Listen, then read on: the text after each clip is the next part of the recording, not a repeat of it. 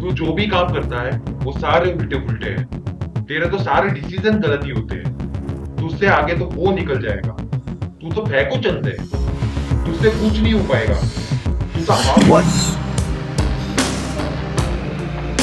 होता है सबके साथ होता है। आप टेंशन मत लो, आप अकेले नहीं हो इसमें। बहुत से लोगों के साथ ऐसी सिचुएशन होती है जब उनके घर वाले या फिर बाहर वाले इस टाइप से उनको कुछ ना कुछ टॉन्ट मारते रहते हैं, ताने मारते रहते हैं। लेकिन आज का जो एपिसोड है वो आपके लिए है, क्योंकि इस सिचुएशन से कैसे बाहर निकलना है वो ये एपिसोड बताएगा। तो इस एपिसोड को एंड तक जरूर देखना।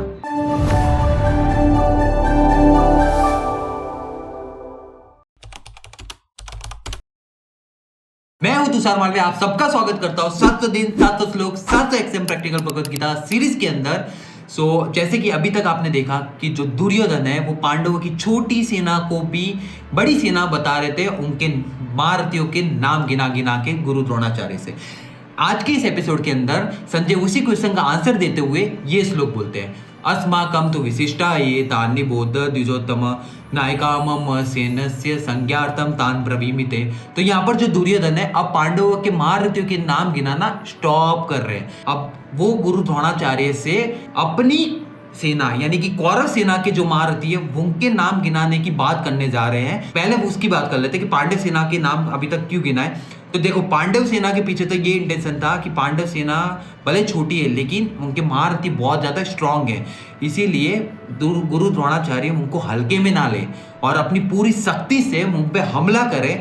इसीलिए पांडव सेनाओं के महारथियों को एक एक करते करते गुरु द्रोणाचार्य को बताया। लेकिन अब कौरव सेना के महारथियों को बताने के पीछे ये रीजन था कि गुरु द्रोणाचार्य ये ना समझ ले कि जो पांडव सेना है एक तो स्ट्रांग सेना हो गई, जैसे दुर्योधन ने बात की उनकी स्ट्रेंथ के बारे में बता बता के, और साथ ही साथ वो धर्म के साथ लड़ रहे थे, एकजुट होकर लड़ रहे थे, भगवान श्री कृष्ण उनके साथ थे। तो यहाँ पर गुरु द्रोणाचार्य ये ना कह दे दुर्योधन को कि संधि कर लो, यानी आपस में बात करके सब खत्म कर लो युद्ध किए बिना।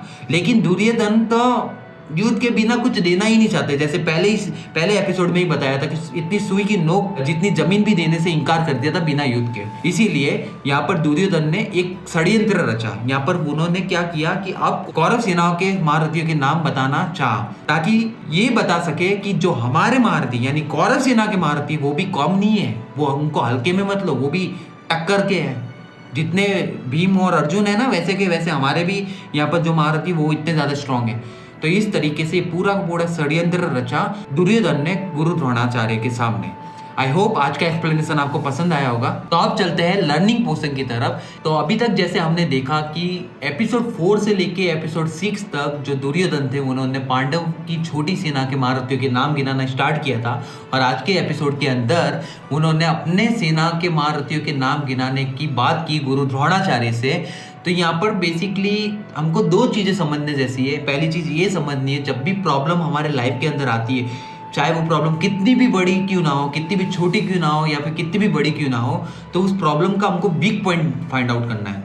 और जब वीक पॉइंट तो फाइंड आउट कर लिया, लेकिन साथ ही साथ हमको अपनी स्ट्रेंथ पे भी फोकस करना होगा। हमारी क्या स्ट्रेंथ है वो तो हमको पता होनी चाहिए, क्योंकि उस वीक पॉइंट के लिए क्या अपनी स्ट्रेंथ इनफ है ताकि उस वीक पॉइंट पे हम हमला करें, वो प्रॉब्लम का सर्वनाश हो जाए। तो इस तरीके से दो चीज़ों पे हमको फोकस करना है। पहली चीज़ ये है कि सामने वाले की प्रॉब्लम की वीकनेस और अपनी स्ट्रेंथ, ये दोनों पता होगा तब जाके आप सामने वाली प्रॉब्लम को डिस्ट्रॉय कर सकते हो। और आज ये कैसे ओवरऑल लर्निंग मैंने कैसे अपनी लाइफ के अंदर उतारी, यानी अपनी स्ट्रेंथ को कैसे मैंने पहचाना। अब मूव ऑन करते हैं चेकलिस्ट की तरफ। तो चेकलिस्ट में आपको आज थोड़ा सा अलग देखने को मिलेगी। यहाँ पर आज टोटल लेवल 4 तक ही है, और इसी लास्ट लेवल कौन सा, लेवल 4 की मैं बात करूँ, इसी के अंदर रिवॉर्ड सिस्टम फिट कर दिया है। अब मूव ऑन करते हैं लेवल 1 के अंदर। तो यहाँ पर आपको अपना एक्सटर्नल फोकस ट्रैप बताना है, यानी कौन सी ऐसी बाहर की चीज़ों में आप अटके वो आपको बताना। तो यहाँ पर जो मेरा तो मैं एक ही चीज़ पे अटका और बहुत बुरी तरह अटका, तो वो मैं बताता हूँ, वो है राजा बाबू। ये वर्ड इसी वर्ड के बेसिस पे ओवरऑल ये पूरा ट्रैप था, और मैं थोड़ा सा इसके बारे में बता पाऊंगा क्योंकि ये थोड़ा सा पर्सनल केस है, पर्सनल सिचुएशन थी, इसीलिए मैं ज़्यादा इसके बारे में नहीं बता पाऊंगा। तो सिंपल सी बात ये है, इसका जो रिजल्ट है वो ये है, मेरा हाथ पे देख पा रहे होंगे आप। अब क्या हुआ था वो मैं बताता हूँ।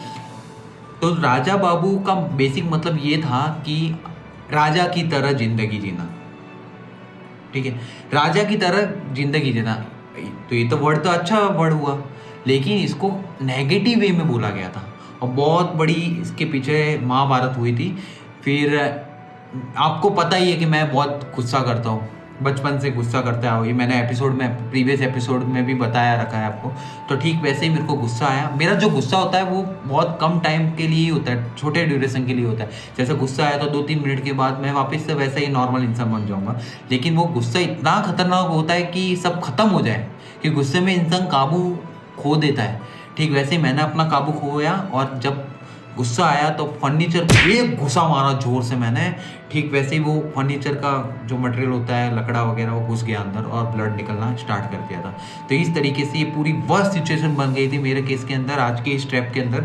लेकिन फिर मैंने इस चीज़ को कैसे संभाला, वो सबसे ज़्यादा इंपॉर्टेंट होता है। फिर आता है लेवल 2 के अंदर आपके अपनी इंटरनल स्ट्रेंथ को पहचानना। जैसे कि स्टार्टिंग ऑफ द एपिसोड में मैंने बताया कि अपनी स्ट्रेंथ को पहचानना बहुत ज़्यादा इंपॉर्टेंट है। अपनी स्ट्रेंथ को पहचानना बहुत ज़्यादा इंपॉर्टेंट है, तब जाके आप उन लोगों के चक्कर में नहीं पड़ोगे कि वो लोग क्या कह रहे हैं आपको, चाहे वो बाहर के हो या चाहे अपनी फैमिली मेंबर क्यों ना हो। जब तक आप अपनी स्ट्रेंथ को नहीं पहचानोगे तब तक आप कुछ नहीं कर पाओगे जीवन में, अपनी लाइफ में कुछ नहीं कर पाओगे। ठीक वैसे ही मैंने अपनी स्ट्रेंथ को पहचाना, उस पर वर्क किया, उसको अप्लाई किया अपनी लाइफ के अंदर, फिर जाके रिजल्ट्स मेरे को देखने को मिले। मैं बहुत ज़्यादा रिलैक्स फील किया। तो यहाँ पर जो मेरी स्ट्रेंथ थी, मेरे वॉरियर थे, तो कुछ 5 वॉरियर यहाँ पर लिखने थे, मैंने 5 लिखे। और भी है वॉरियर, लेकिन यहाँ पर 5 का मेंशन किया है तो 5 ही लिखे मैंने। जैसे यहाँ पर डिसिप्लिन वॉरियर है, तो डिसिप्लिन वॉरियर की पावर क्या है, वो मेरे को एक स्ट्रक्चर देता है, ऐसा स्ट्रक्चर देता है कि मैं अपने गोल तक पहुँच सकूँ। उस टाइप से ही पूरा का पूरा डिसिप्लिन वॉरियर स्ट्रक्चर देता है, और मैंने उसको भी यूज़ कर रहा हूँ, आज भी करता हूँ, करता आ रहा हूँ और करता रहूँगा। इस तरीके से पूरा मैंने माइंडसेट बना रखा है। ठीक वैसे ही मेरा जो दूसरा फोकस वॉरियर था, वो मेरे को अपना एंड में मेरे को क्या हासिल होगा वो मेरे को बताता है, यानी एंड गोल मेरे को बताता है कि आज मैं जो भी कर रहा हूँ उससे क्या उसके रिजल्ट होंगे, वो मेरे को पता है। इसीलिए फोकस वॉरियर बहुत ज़्यादा इंपॉर्टेंट रोल प्ले करता है मेरी लाइफ के अंदर।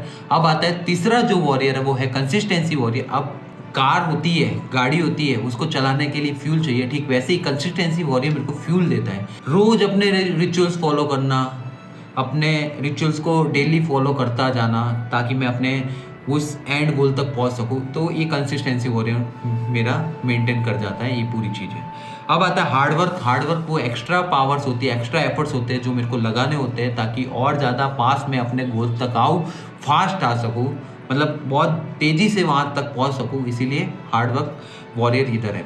और सबसे मोस्ट इम्पॉर्टेंट वो है मेरा बिलीफ वॉरियर, जिसके बारे में मैंने बहुत ज़्यादा डिटेल में आपसे कल डिस्कस किया था, कल का एपिसोड में। अगर नहीं देखा तो ज़रूर देखना, आप बहुत कुछ सीखने को मिलेगा उस एपिसोड से। तो बिलीफ वॉरियर की जो पावर वो है सुपर नेचुरल पावर, यानी परमात्मा की पावर। आप जब खुद पे विश्वास करते हो ना, तो दुनिया की कोई ताकत नहीं है जो आपको तोड़ सके, मोड़ सके। आप खुद अपने आप पे फोकस करोगे, अपने आप पे बिलीव करोगे, तो आप दुनिया के कोई भी प्रॉब्लम, चाहे कितनी भी बड़ी क्यों ना हो, उसको आप डिस्ट्रॉय कर सकते हो। तो इस तरीके से 5 वॉरियर की पावर को मैंने अपनी लाइफ के अंदर उतारा, उनकी हेल्प लेके अपना वर्क किया। अब मूव ऑन करते थर्ड, यानी कि थर्ड लेवल पे। वहाँ पर आपको जो भी ट्रैप में आप फंसे, तो अपनी पावर, जो अपनी स्ट्रेंथ को पहचानने के बाद आपने उस स्ट्रेंथ को कैसे अप्लाई किया अपनी लाइफ में, वो आपको बताना है। ठीक वैसे ही मैं अब जैसे राजा बाबू वाला जो वर्ड है, उस वर्ड के ट्रैप में मैं फंसा, और मेरे 2 वॉरियर एक्टिवेट किए। एक किया फोकस वॉरियर, दूसरा किया मैंने हार्डवर्क वॉरियर। और मैंने एक्शन उससे ये लिया कि मैंने प्रैक्टिकल भगवत गीता सीरीज को शूट किया। मेरे को याद आया कि मेरा मिशन क्या है, कि दुनिया, अपनी लाइफ तो सुधारना और दुनिया की लाइफ भी सुधारना। और मैं इस टाइप की उठपटांग हरकतें करूँगा तो कैसे चलेगा, राइट। तो इस तरीके से मैंने फोकस, अपना गोल याद आया, और साथ ही साथ अपने एक्स्ट्रा एफर्ट्स लगाए, ताकि उस चीज़ से, उस सिचुएशन से मैं बाहर आ सकूँ। इस तरीके से मैंने लेवल 3 कंप्लीट किया। अब आता है लेवल 4। इस लेवल 4 के अंदर आप अपने इस दिन के कमांडर हो। तो इस दिन के कमांडर हो तो अपनी आइडेंटिटी बताना है, कुछ चीज़ें बतानी है, अलग अलग तरीके की चीज़ें इसके अंदर दे रखी है, वो आपको बताना है। तो जैसे कमांडर हो, तो यहाँ पर कमांडर वाले सेक्शन में आपका अपना नाम लिखना है कि मैं इस डे 7 का कमांडर हूँ। फिर आता है कौन सा एक्सटर्नल ट्रैप था जिसने आपको फंसाया, पूरा का पूरा ट्रैप है, कैसे आप उस ट्रैप में फंसे। तो मेरा जो एक्सटर्नल ट्रैप था मैं ऑलरेडी बता चुका हूँ, राजा बाबू। और फिर आता है warrior used focus and hard work warrior use किया। फिर रिजल्ट क्या हुआ, मैं उस सिचुएशन से बाहर आया और अपने काम पे फोकस किया और मैं इस सिचुएशन से बाहर आके उस वॉर में मैं जीत गया। तो रिवॉर्ड वाले सिस्टम हर बार की तरह सिमिलर बट नॉट सेम होगा। जैसे यहाँ पर आपको बताना है कौन सा वॉरियर आपने यूज़ किया। जैसे मैंने 5 वॉरियर का यूज़ किया, यहाँ पर 5 वॉरियर का यूज़ किया, तो यहाँ पर मेरे को 5 × 1 होगा तो +5 आ जाएगा। फिर आता है क्या आपने वो रिपोर्ट बनाई कमांडर वाली, मैंने बनाई। अगर आपने नहीं बनाई तो नो करना, मैंने बनाई इसीलिए यस किया और +2 का बोनस गेन किया। फिर आता है कंपैरिजन में पूरी तरीके से अटके गया।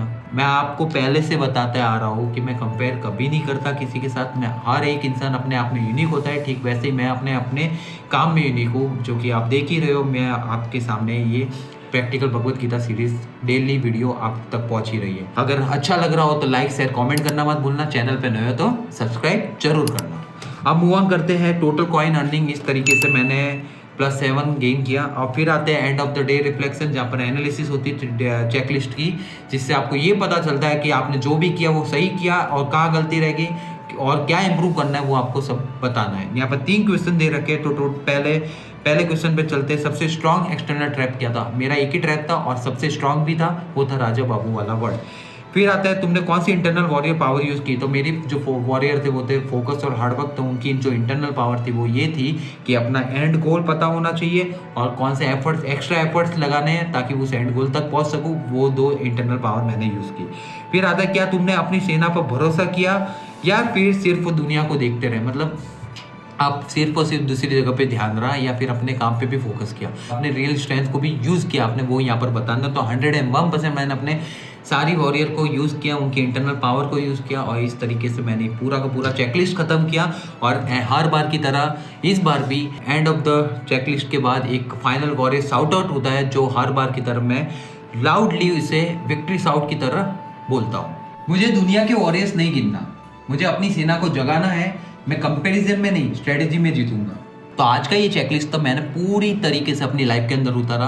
अगर आप भी चाहते हो अपनी लाइफ के अंदर उतारना तो डिस्क्रिप्शन में लिंक दे रखा है, उस लिंक पे क्लिक करना और डाउनलोड करना ये PDF और फिर उस चेकलिस्ट को अपनी लाइफ में उतारना और ट्रांसफॉर्मेशन आपको देखने को जरूर मिलेगा। अगर ये प्रॉब्लम आपसे रिलेटेड हो या ना रिलेटेड हो, फिर भी इसको जरूर उतारना अपनी लाइफ के अंदर। तो आई होप आज का ये एपिसोड आपको पसंद आया होगा। कल मिलते हैं एक नए एपिसोड के साथ, जहाँ पर आपको देखने को मिलेगा अब जो दुर्योधन है अपनी सेना यानी कि कौरव सेना के महारथियों के नाम गिनाना स्टार्ट करेंगे। उसके पीछे क्या इंटेंशन है वो तो आपको कल का एपिसोड देखने के बाद पता चलेगा, लेकिन हमारा एक ही इंटेंशन रहेगा, लर्निंग और अपनी लर्निंग को एक प्रैक्टिकल वे के अंदर अपनी लाइफ के अंदर उतारना। और मैं भी उतारूंगा, फिर अपना लाइफ एक्सपीरियंस आपके साथ शेयर करूंगा और आप भी अपनी लाइफ के अंदर वो सेम चीज़ अपनी लाइफ में उतारना और आपकी लाइफ के अंदर भी ट्रांसफॉर्मेशन देखने को मिलेगा। क्योंकि ये है प्रैक्टिकल भगवत गीता सीरीज, जहाँ पर हर समस्या का समाधान आपको एक प्रैक्टिकल वे के अंदर मिलता है। और इसी के साथ मैं आपको बहुत बहुत धन्यवाद करता हूँ।